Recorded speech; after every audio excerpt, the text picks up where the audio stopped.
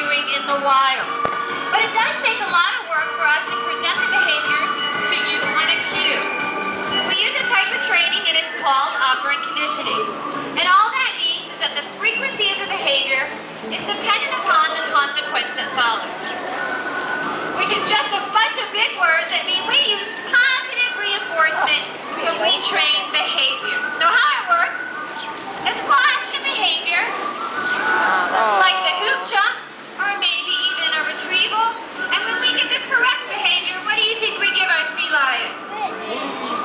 That's right, lots and lots of fish, but we can give them verbal praise, a pat on the back, or even their favorite toys.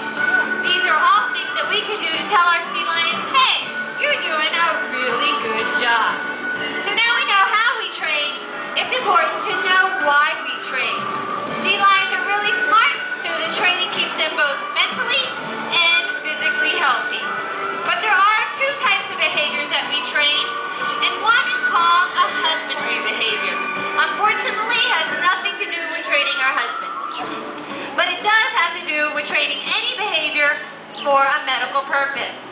I think Callie's getting her teeth brushed on the other side, and we're going to do a little bit of respirations here with Kamia. Breathe. Good. Breathe. Good girl. The awesome part about husbandry behaviors is our sea lions voluntarily participate in their own health care. Now that brings us to the second type of behavior that allows to show us a lot of physical attributes, such as the power and grace you saw in the buoy jumps and the hoop jumps, as well as their flexibility. Good job. So I hope with the help of Cali and Kamia that you guys have learned the difference between a seal and a sea lion.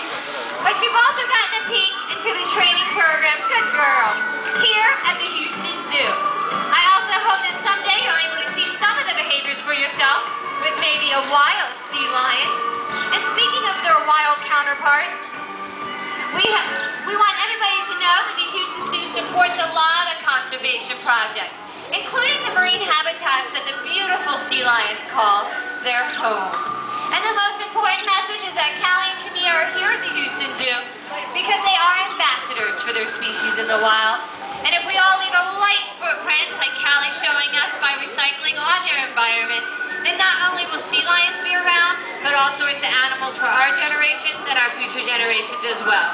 So on behalf of Kamia, Cali, Brett, and myself, I'd like to thank you for joining us here at Sealions 101 and hope that you come back and join us soon. You guys